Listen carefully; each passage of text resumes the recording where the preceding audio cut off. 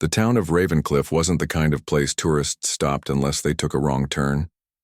Tucked between steep cliffs and the restless sea, it was home to just over 2,000 souls who liked their privacy and the quiet rhythm of small-town life.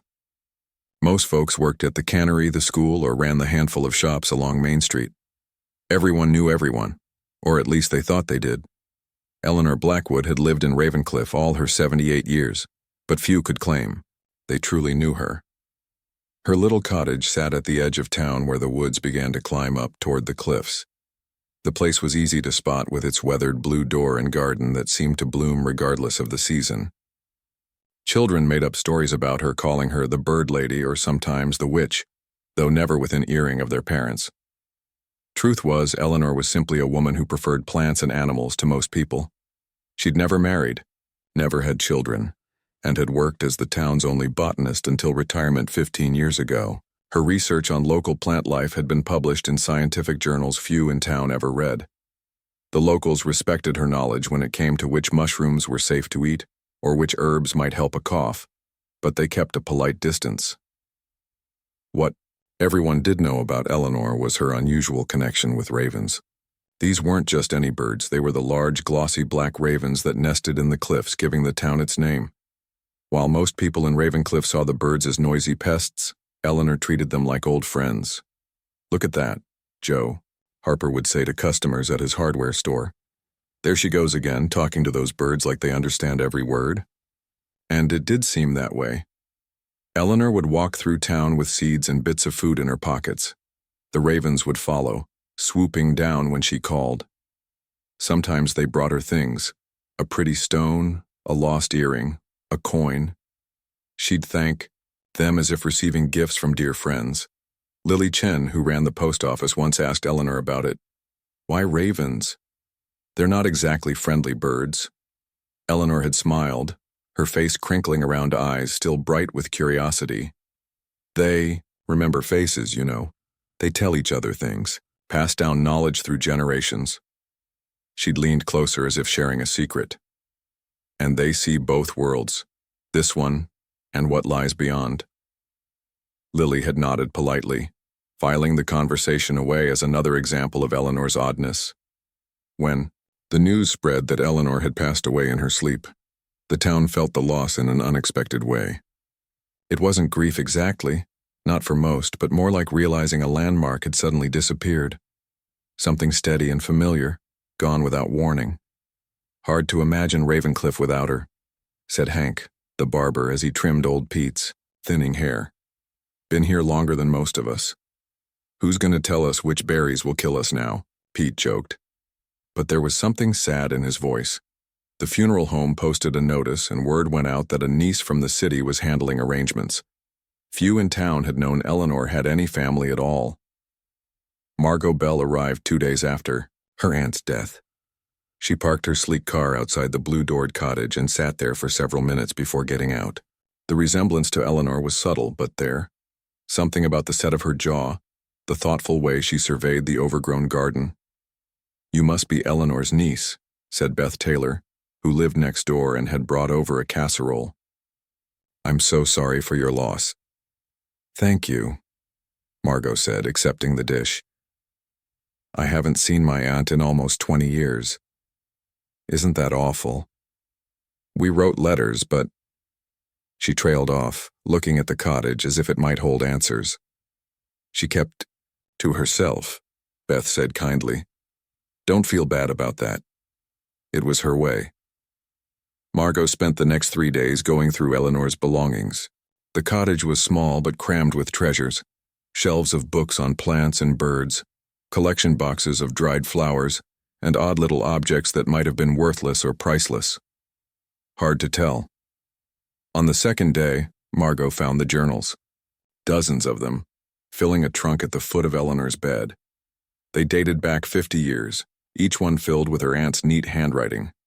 There were detailed drawings of plants, pressed flowers, and endless notes about the ravens. Margot flipped through them, stopping when she noticed a page with a drawing of a particular raven. This one had a small white feather among the black ones on its left wing. Below it, Eleanor had written, My friend returned today. 14 years he's been visiting. Brought me a blue button and stayed for tea. She really did think they understood her, Margot murmured to herself. The next journal entry made her pause. The old stories say ravens guide spirits between worlds.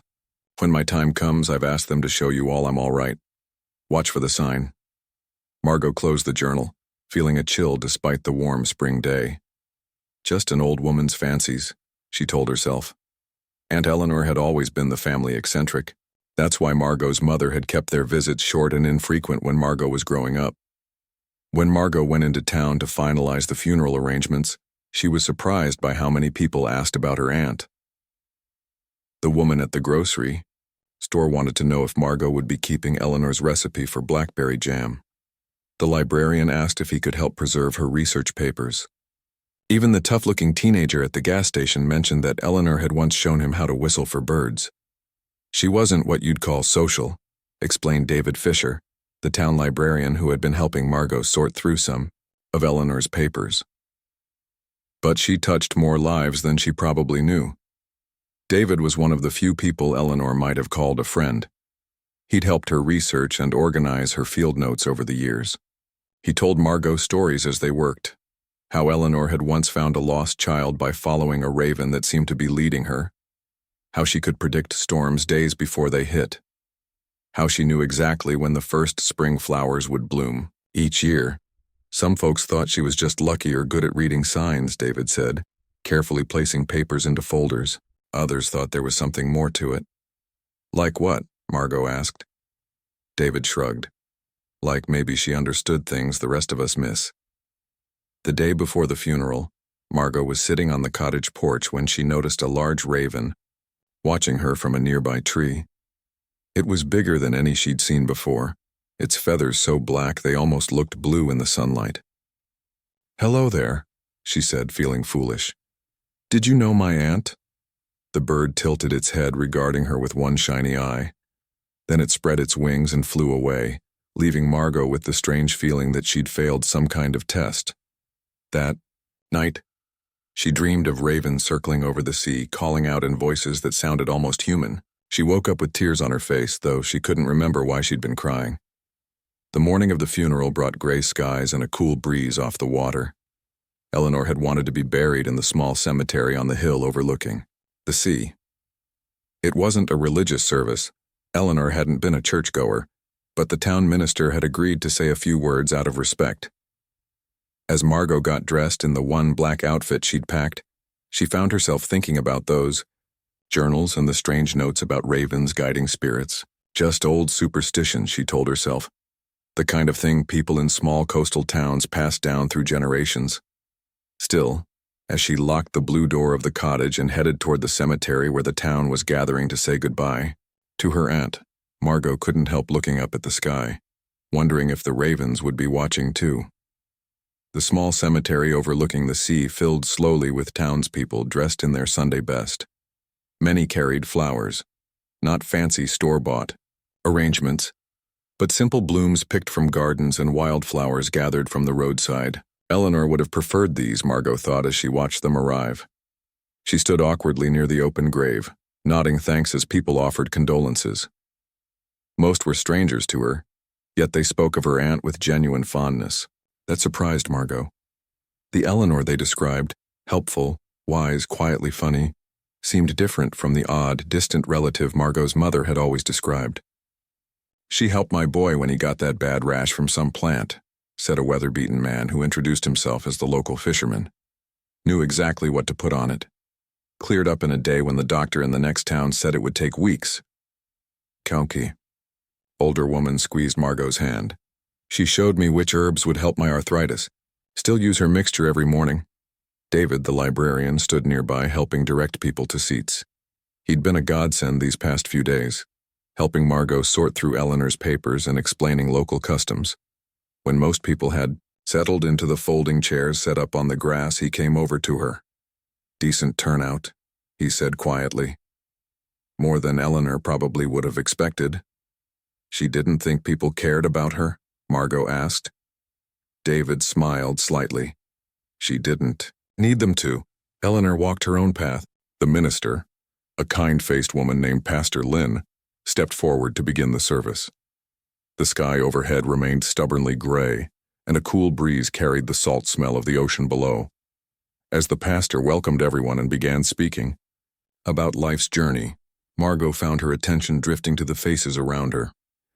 There were the expected elderly folks who'd known Eleanor all their lives, but also middle-aged people who'd clearly respected her, and even a handful of teenagers. One girl about 16 sat with what looked like a hand-drawn card, the kind you'd make for someone special. The minister's voice brought Margot back to the moment. While Eleanor wasn't one for church services, she found her own connection to something greater through nature. She saw wonder in the smallest seed and wisdom in the birds of the air. That's when they all heard it, a single deep croaking call that cut through the quiet of the service. Heads turned toward a large headstone about 20 feet away. Perched atop the weathered granite was the biggest raven Margot had ever seen. She recognized it immediately as the bird from yesterday, the one that had watched her from the tree. Its feathers were so black they gleamed almost blue in the dim light, and there, just visible when it shifted, was a single white feather on its left wing. "Well, I'll be," whispered David beside her. "It's her special one." The bird remained perfectly still, its intelligent eyes fixed on the gathering. Several people shifted uncomfortably in their seats. Ravens were common enough in Ravencliff, but there was something different about this one, something in the way it held itself, in the directness of its gaze. Pastor Lynn hesitated only briefly before continuing. "As I was saying, Eleanor found meaning in the natural world around us." The raven remained silent, watching. When the time came for people to share memories of Eleanor, an awkward silence fell. People in Ravencliff weren't much for public speaking. Finally, old Dr. Reynolds stood up, leaning on his cane. "I've been the town doctor for 40 years, he said, his voice surprisingly strong for his age. "And I can't count the number of times Eleanor knew better than me what would help someone. Never rubbed it in my face, mind you. Just quietly suggested things, a tea for this, a poultice for that. Saved me from looking foolish more times than I care to admit." He looked over at the raven, then back at the gathering. She understood, things the rest of us missed. Always figured there was something special about her. After he sat down, others began to share brief stories about Eleanor's quiet kindness, her knowledge, her occasional sharp humor. With each new speaker, Margot felt her image of her aunt shifting, expanding. This wasn't just the odd woman who sent birthday cards with pressed flowers and wrote letters full of stories about birds. This was someone deeply woven into the fabric of this town, whether they'd realized it or not. Throughout it all, the raven remained. Once or twice it rustled its wings or tilted its head, but mostly it just watched. People kept glancing at it nervously, as if expecting something. When Pastor Lynn asked if anyone else wanted to speak, David nudged Margot gently. "Maybe you should say something?" Margot hadn't planned to speak. What could she say about an aunt she barely knew? But looking at the expectant faces, at the raven watching so intently, she found herself standing. "I didn't know my Aunt Eleanor, as well as most of you," she began, her voice shaky. "We wrote letters, but I hadn't seen her in person since I was a teenager. My mother, her sister, always said Eleanor was different, too caught up in her own world." Margot took a deep breath. "But these past few days, going through her things, hearing your stories, I've realized how much I missed by not knowing her better. Her home is full of beautiful drawings, careful notes, and journals filled with observations about plants and animals that she studied her whole life." The raven shifted on its perch, and Margot found herself looking directly at it as she continued. She especially loved ravens. Her journals are full of stories about them, how intelligent they are, how they remember faces, how they play and solve problems. She believed they saw things we can't see. As if responding to her words, the raven let out a loud, clear call that echoed across the cemetery. Several people jumped in their seats. An older woman crossed herself quickly. "Thank you, Margot," Pastor Lynn said, looking nervously at the bird. "And now, as we prepare to commit Eleanor's body to the earth, The service continued with the traditional words about dust returning to dust. As four local men prepared to lower the simple wooden casket into the ground, the sky seemed to darken further. The breeze picked up, carrying the first hints of rain. Typical Ravencliff weather, someone muttered. Can't even stay dry for a funeral. The casket began its descent, ropes creaking slightly as the men carefully controlled its movement. Margot felt tears starting, unexpected and hot on her cheeks. Not for the aunt she'd known, but for the one she hadn't taken the time to know. That's when it happened. The raven suddenly launched itself from the headstone, powerful wings beating the air as it circled over the gathering. People ducked instinctively, though the bird was well above their heads. It circled once, twice, 3 times, each circle tighter than the last. And then, just as the casket touched the bottom of the grave, the most extraordinary thing occurred. The overcast sky directly above them parted in a perfect circle, allowing a single beam of sunlight to shine down precisely onto Eleanor's casket. A collective gasp rose from the gathering. The light was golden and warm, standing in impossible contrast to the gray sky surrounding it. There wasn't a cloud to be seen within that circle, while the rest of the sky remained overcast. The temperature around them rose noticeably. The air suddenly smelled of lavender and herbs, Eleanor's distinctive scent. Margot had noticed it in the cottage, had even found the small sachet bags her aunt made and hung in closets and drawers. "My God," whispered David beside her. "Would you look at that?" The raven landed directly on the edge of the open grave, its black feathers gleaming in the mysterious sunlight. It tilted its head, looking first at the casket below, then directly at Margot. Its eyes seemed almost to hold a human intelligence. For one breathless moment, no one moved or spoke. The only sound was the distant crash of waves against the cliffs below. The sunbeam continued to shine, defying the surrounding gloom. The raven remained perfectly still, as if standing guard. Then, as suddenly as it had appeared, the bird spread its wings and took flight again. As it rose into the air, the circle of clear sky began to close. The beam of sunlight narrowed, then vanished entirely. The temperature dropped back to its previous coolness, and the scent of lavender faded. The raven gave one final call, a sound that somehow carried both farewell and promise, before flying not toward the cliffs where ravens usually nested, but toward Eleanor's cottage. Silence hung over the cemetery. People looked at each other, their expressions a mixture of awe, confusion, and something like wonder. No one seemed to know what to say. Finally, Pastor Lynn cleared her throat. "The Lord works in mysterious ways," she said, though her voice suggested she wasn't entirely convinced this had been the Lord's doing. As people began to stir, to whisper among themselves, Margot stood frozen, her eyes fixed on the now ordinary sky. She thought of the journal entry she'd read. "When my time comes, I've asked them to show you all I'm all right. Watch for the sign." "Did you know?" she asked David quietly. "Did you know something like this would happen?" He shook his head slowly, his eyes wide behind his glasses. "Eleanor always said the ravens would come for her someday. We all thought it was just another of her stories."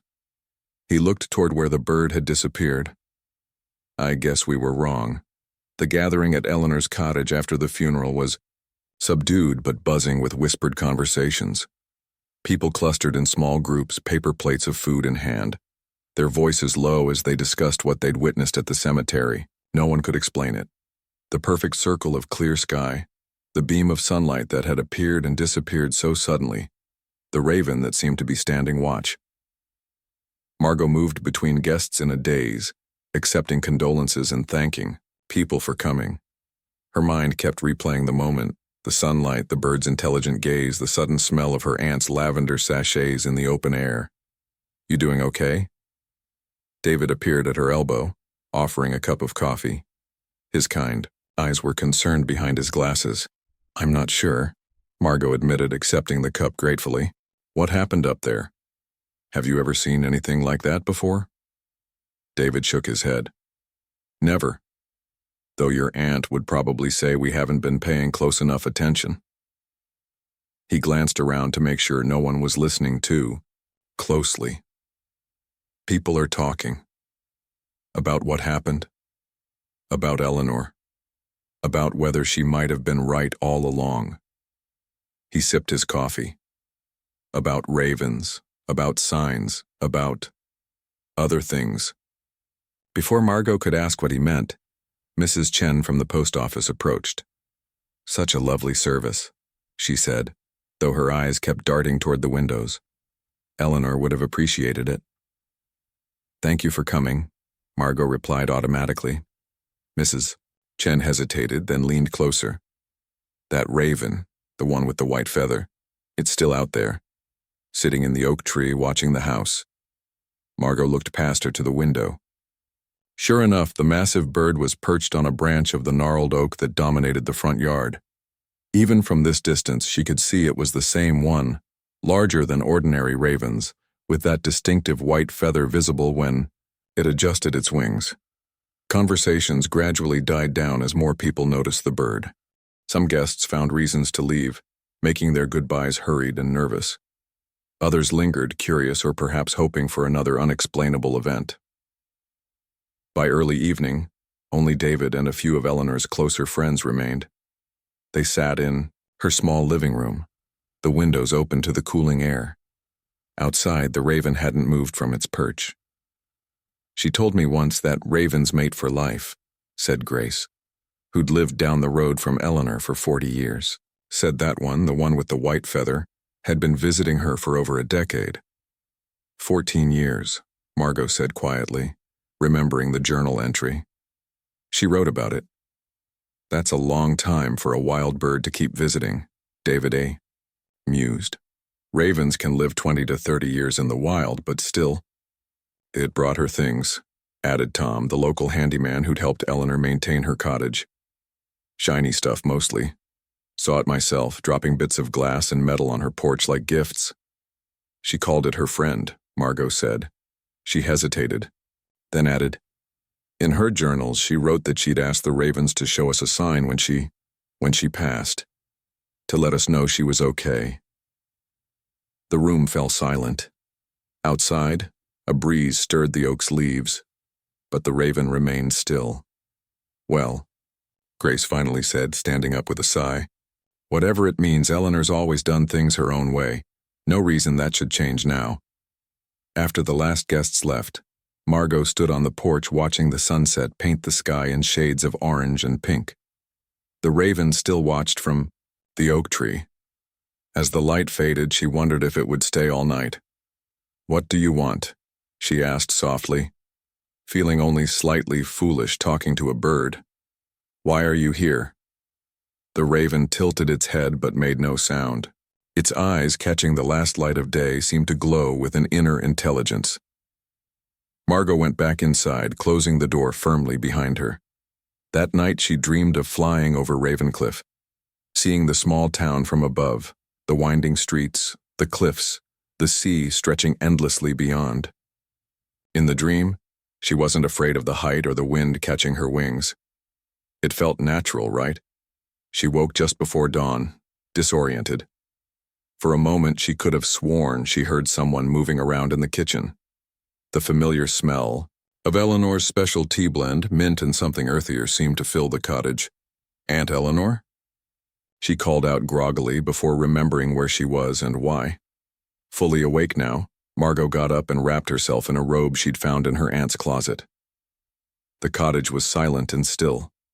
No one in the kitchen, no tea brewing, just her imagination.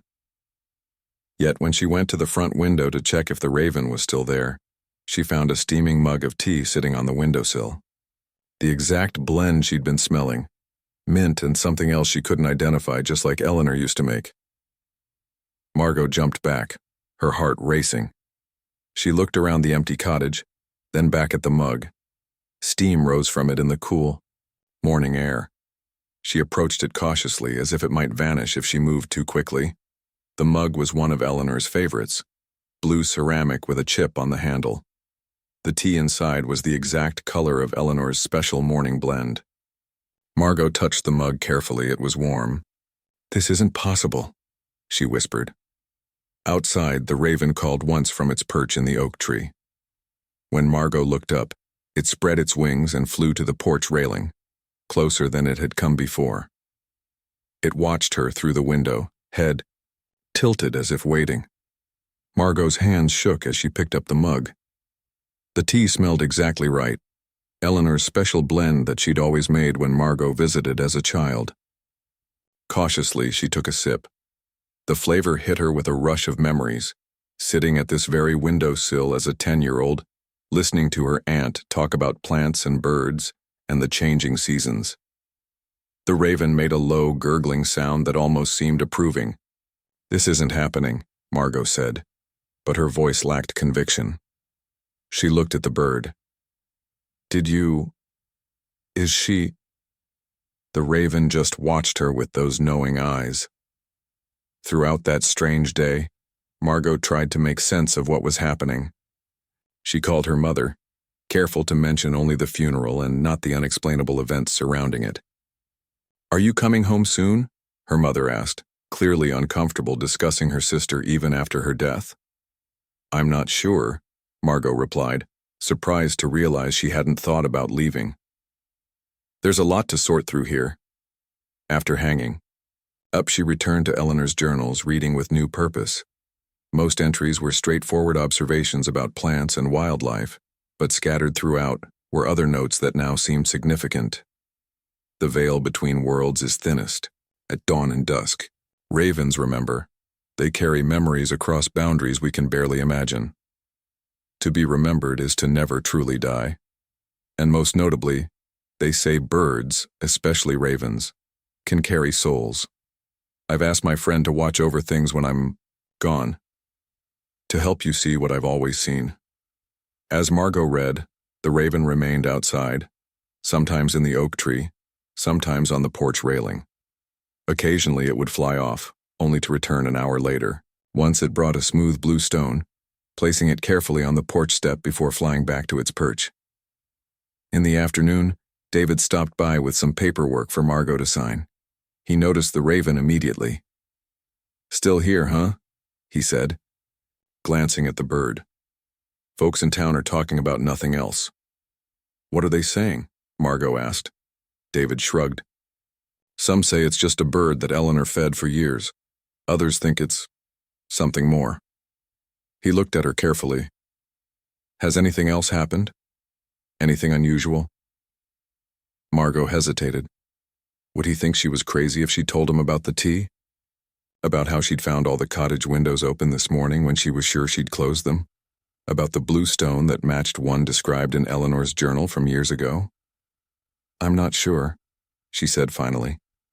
"Maybe." David nodded slowly. "Eleanor always said there were things in this world most people never notice. Said her grandmother could see them too." "See what?" Margot asked. "The thin places, where this world and others touch." He adjusted his glasses. "I always thought it was just her way of talking about nature, about paying attention. Now I'm not so sure."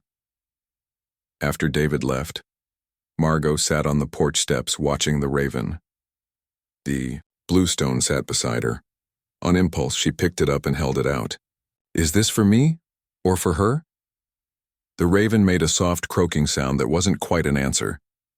But when she set the stone back down, it flew closer, landing just a few feet away on the railing. For the first time, Margot could see its eyes clearly, deep and knowing, with an intelligence that seemed beyond any bird she'd ever encountered. "Were you really her friend?" Margot asked softly. "For 14 years?" The raven bobbed its head once, a movement so deliberate it couldn't be mistaken for anything but a nod. A chill ran down Margot's spine. This wasn't just her imagination. This wasn't grief playing tricks on her mind. Something truly unexplainable was happening. As the sun began to set, casting long shadows across the garden, the raven spread its wings. For a moment, Margot thought it would finally leave for good.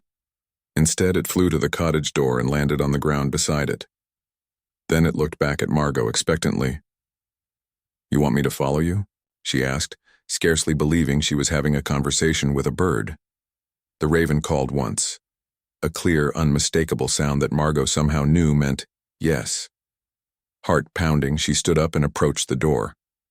The raven hopped inside as soon as she opened it, flying directly to a small desk in the corner that had belonged to Eleanor's grandmother. It landed on top and pecked gently at the wood. "What is it?" Margot asked, approaching carefully. "What are you trying to show me?" The raven pecked again at a specific spot on the desk's edge. Looking closer, Margot noticed a small, nearly invisible, seam in the wood, a hidden compartment she hadn't discovered while going through Eleanor's things. With trembling fingers, she pressed the spot. A small drawer popped open. Inside was a single envelope with her name written on it in Eleanor's handwriting.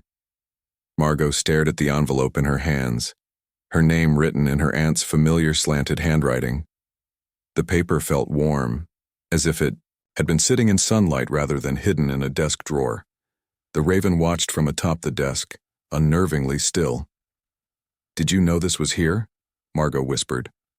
The bird made a soft sound in its throat, almost like a purr. Its eyes never left the envelope. With trembling fingers, Margot broke the seal and pulled out a single sheet of paper. The letter was dated just 3 weeks before Eleanor's death. "My dear Margot, if you're reading this, then I'm gone, and my old friend has done what I asked. I know this will seem strange to you. Your mother always said I filled your head with nonsense during those summer visits. Perhaps she was right to keep you away after that. The world has little patience for those who see beyond its edges. But you saw it too once, do you remember? You were 10. We sat by the creek and you pointed to something moving between the trees, something that shouldn't have been there. Your mother was furious when you told her. After that, your visits became shorter, less frequent, and finally stopped. I've watched you from a distance, through occasional letters and your mother's reluctant updates. You became practical, sensible, everything she wanted. You stopped, looking for the unusual, the unexplainable. Perhaps that's been easier. But Margot, there are things in this world that can't be explained by science or logic, things that exist in the spaces between what we think we know. I've spent my life studying them, documenting them in ways that made sense to me, though others thought me odd or worse. The ravens have been my constant companions in this work. They see what others miss. They remember what others forget. They cross boundaries we can barely perceive. My friend, the one with the white feather, has been with me for 14 years. I saved him when he was injured, but he's given me far, more than I ever gave him. He's shown me things I never would have seen alone. I've asked him to watch over you if you're willing, to show you what I've seen. There's so much more to this world than most people ever notice, Margot. So much wonder hiding in plain sight. In the bottom drawer of my desk, you'll find a key to the old shed behind the cottage. Inside is my life's work. 40 years of observations and discoveries that I've never shared with anyone. It's yours now, to do with as you choose. You can dismiss it as the ramblings of a crazy old woman, pack it away, and return to your life in the city. Or you can look, really look, and perhaps see the world as I've seen it. The choice is yours, as it should be. But know that once you start seeing, truly seeing, you can never go back to blindness. Whatever you decide, know that I've loved you always, even from a distance. Your aunt, Eleanor. P.S. Trust the raven. He knows more than you might think. Margot. Read the letter twice, her heart pounding. She looked up at the bird which hadn't moved. "This is crazy," she whispered. "You're just a bird." The raven made a sound that almost seemed like laughter. It hopped down from the desk and flew to the window, then looked back at her expectantly. Despite herself, Margot followed. Outside, dusk was falling, painting the garden in shades of purple and gold. The raven flew to a small stone path that led behind the cottage, one Margot hadn't explored yet. "The shed," she murmured, remembering the letter. "You want me to go to the shed?" As if in answer, the bird flew ahead, landing on the roof of a small wooden structure nearly hidden by overgrown bushes. Margot returned to the desk and found the key exactly where Eleanor had said it would be. A large, old-fashioned iron key that felt heavy in her hand. The path to the shed was lined with plants Margot didn't recognize, herbs and flowers that seemed to stir slightly though there was no breeze. The scent of them filled her head, making her feel oddly light, as if she might float away if she didn't concentrate on keeping her feet on the ground. The shed door was weathered but solid. The key turned easily in the lock, though Margot suspected it hadn't been opened in some time. As the door swung inward, the last light of day slipped past her to illuminate the interior. It wasn't what she'd expected. Instead of garden tools or storage, the space had been converted into a small study. Bookshelves lined the walls, filled with volumes both ancient and modern. A desk sat beneath the room's only window, covered with papers, jars of dried plants, and curious objects, stones, feathers, bits of bone and shell. Above the desk hung detailed maps of Ravencliff and the surrounding countryside, marked with symbols Margot didn't recognize. But most striking were the photographs. Hundreds of them covered one entire wall, images of the town, the forest, the cliffs, the sea. In many, Eleanor had captured ordinary scenes: people walking down Main Street, children playing in the park, fishermen on their boats. But there was something off about them, something Margot couldn't quite put her finger on. She stepped closer, examining a photo of the town square taken on what appeared to be a market day. People milled about, shopping at stalls, talking in groups. But in the background, half hidden in the shadow of the old clock tower, was a figure that didn't look quite human. Its proportions were wrong, too tall, too thin, its features blurred as if in motion, while everything else in the photo was crisp and clear. Margot moved to the next photo, the beach at sunset. Again, at first glance, it was an ordinary scene. But when she looked closely, the waves breaking on shore seemed to form patterns, almost like writing in a language she'd never seen. Photo after photo revealed similar anomalies, things just at the edge of perception, easily missed if you weren't looking for them, things that shouldn't be there or shouldn't be possible. The raven flew into the shed, landing on the desk. It pecked gently at a large leather-bound book that lay open there. With a sense of both dread and fascination, Margot approached. The book was a journal, much like the others she'd found in the cottage, but larger, more elaborate. The pages were filled with Eleanor's handwriting, but also with drawings, pressed plants, and small photographs. The entry the raven had indicated was dated nearly 30 years ago. Margot saw one today. She pointed right to it, asked me what it was. I told her the truth, that I didn't know, only that they've always been there if you know how to look. She saw it so easily, without any guidance from me. Kate will be furious if she finds out, but I can't help feeling proud. The gift runs in our family, skipping some generations but never disappearing entirely. Perhaps Margot is the next to carry it. Beneath the entry was a child's drawing, clearly done by a young Margot, of a tall, thin figure half hidden among trees. The figure had no distinct features, just a suggestion of limbs and a head that was slightly too large. Looking at it now as an adult, Margot felt a chill run down her spine. The drawing matched exactly the strange figure she'd just seen in the market photo. She closed her eyes, a memory surfacing that had been buried for decades. Sitting by the creek on her grandmother's property, pointing excitedly at something moving between the trees. Her aunt's surprised face, then her slow smile. "You see them too?" Eleanor had whispered, sounding both surprised and pleased. Later, telling her mother about the tree people, who weren't really people at all. Her mother's anger, the hushed argument with Eleanor that night. The way her visits to Ravencliff became shorter after that, more supervised. The way her mother would change the subject whenever Margot mentioned seeing anything unusual. She knew, Margot said aloud, opening her eyes to look at the raven. My mother knew about all this. She was trying to... what? Protect me from it? Or from becoming like Eleanor? The raven made a soft sound that wasn't quite agreement or disagreement. Just acknowledgement. Margot turned the journal's pages, finding more entries about her childhood visits. Eleanor had noted everything, Margot pointing out shapes in the clouds that Eleanor could see too.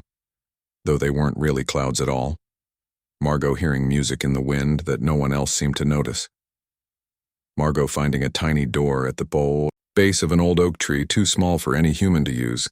And then the final entry about her. Kate called today. Says Margot won't be visiting anymore. Says I've put dangerous ideas in her head, made her see things that aren't there. I tried to explain that I didn't make her see anything, that the gift is in her blood, same as it was in mine and Grandma. Roses. That fighting it will only make things harder for the child. But Kate won't listen. She's always been determined to be normal, to forget everything she might have glimpsed as a child. I can only hope that Margot finds her way back to this gift someday when she's ready. Margot closed the journal, her mind racing. Outside, night had fallen completely. The raven watched her from the desk, its eyes reflecting the faint moonlight coming through the window. I don't understand, she said finally. What am I supposed to do with all this? What do you want from me? The bird flew to the door and then back to her, clearly wanting her to follow. With one last look at the strange study, Margot stepped outside, locking the door behind her. The night air felt different somehow, charged with possibilities she'd never noticed before. The stars overhead seemed brighter, their patterns more deliberate. The wind in the trees sounded almost like whispers, like voices just below the threshold of understanding. The raven led her back to the cottage, flying ahead to land on the porch railing. As Margot approached, she stopped suddenly, her breath catching in her throat. For just a moment, so briefly she might have imagined it, she saw a figure sitting in Eleanor's rocking chair. A familiar figure with gray hair and kind eyes that crinkled at the corners when she smiled. Then it was gone, leaving only the empty chair rocking gently in the night breeze. The raven made a soft, almost sympathetic sound. Was that? Margot couldn't finish the question. It seemed too impossible, too much to hope for. The bird didn't answer. It simply watched her with those knowing eyes that seemed to hold secrets beyond understanding. Margot sank down onto the porch steps, Eleanor's letter still clutched in her hand. What happens now? She asked softly, not sure if she was talking to the raven, to herself, or to something else entirely. Something she was only beginning to perceive at the edges of her vision. The night offered no clear answer, but as she sat there under the stars, Margot felt something shifting inside her, a way of seeing that had been dormant for 20 years, slowly awakening once more. A week passed, then 2. Margot didn't return to the city as planned. She called her boss and asked for extended leave, citing family matters. She called her apartment neighbor and asked her to water the plants and forward any important mail. She didn't call her mother. Each day followed a pattern. Mornings began with tea that Margot no longer questioned, finding already brewed when she woke up. The raven would be waiting, either on the porch railing or in the oak tree. After breakfast, they would walk. Margot on the ground, the raven flying ahead, leading her to places throughout Ravencliff and its surroundings that seemed ordinary at first glance.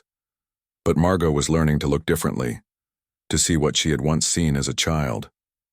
It started with small things, shadows that moved against the wind, reflections in water that didn't match what stood above.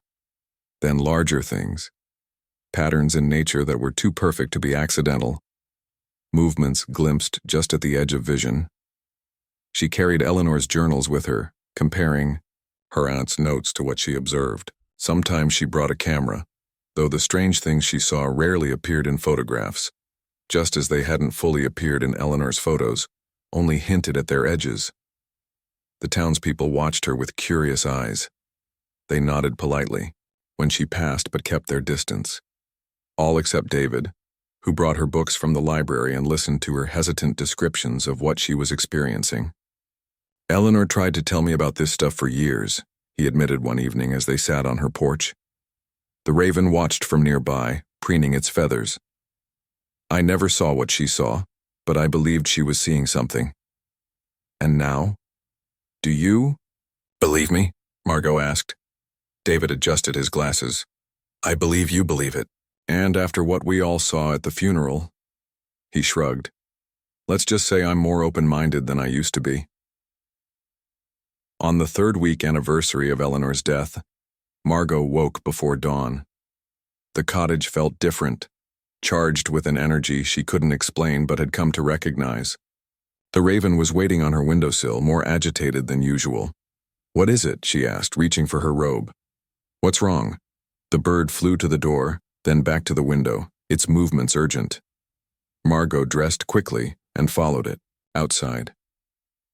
The pre-dawn air was cool and heavy with dew. Mist curled around her ankles as she followed the raven, not toward the forest or town as usual, but toward the cliffs overlooking the sea. The path was steep and slippery. Twice Margot nearly fell, catching herself at the last moment. The raven circled overhead, calling encouragement. As they climbed higher, the mist thickened into fog, making it hard to see more than a few feet ahead. Only the raven's occasional calls guided her forward. Finally, the ground leveled out. Margot knew they must be near the cliff edge, though. She couldn't see the drop through the dense fog. The raven landed on something ahead, a shape that gradually resolved itself into an ancient standing stone. Margot had never seen it before, though she'd hiked these cliffs several times since arriving in Ravencliff. The stone was rough and weathered, carved with symbols similar to those she'd seen in Eleanor's notebooks. As Margot approached, the fog seemed to part around it, creating a clear space perhaps 10 feet across. Within this space, the air felt different, warmer, charged with the same energy she'd felt in the cottage. "What is this place?" she whispered. The raven called once, then fell silent. In the distance, Margot could hear the waves crashing against the cliffs below, but the sound seemed muffled, as if coming from very far away. As the first light of dawn touched the horizon, visible now as a faint glow through the fog, the standing stone began to change. It wasn't that the stone itself transformed, but rather the space around it. The air shimmered like heat waves rising from summer pavement. The fog swirled in patterns too deliberate to be natural, and then Margot saw them. Figures moving within the fog. Not quite solid, not quite transparent. They seemed to shift between states of being, sometimes looking almost human, sometimes like nothing she'd ever seen before. They moved in a circle around the standing stone, their forms fluid and ever-changing. Margot's heart raced, but she wasn't afraid. Something about this felt familiar, like a half-remembered dream, or a story told in childhood. She stood very still, watching the dance of fog and light and beings that existed somewhere between worlds. One figure separated from the others and moved toward her. As it approached, it became more defined, more human. Margot's breath caught in her throat. "Aunt Eleanor?" The figure smiled, the same crinkle-eyed smile Margot remembered from childhood. She looked younger than when she'd died, more like the Eleanor of Margot's earliest memories. Her form wasn't quite solid, but neither was it transparent like a ghost from stories. She simply existed differently, as if made from the same substance as the fog and light. "You came," Eleanor said, her voice like wind through leaves. "I wasn't sure you would." "The raven brought me," Margot replied, her own voice sounding strange to her ears. Eleanor nodded, looking at the bird with obvious affection. "He's been a good friend in both worlds." "Both worlds?" Margot asked. Are you really here? Or am I imagining this?" "Both, in a way," Eleanor said. "This place, this stone, it's what I called a thin place in my journals, a spot where the boundary between worlds becomes permeable, especially at certain times: dawn, dusk, solstices, equinoxes." She gestured to the lightening sky, the anniversary of a passing. "So you're not..." Margot couldn't bring herself to say the word dead.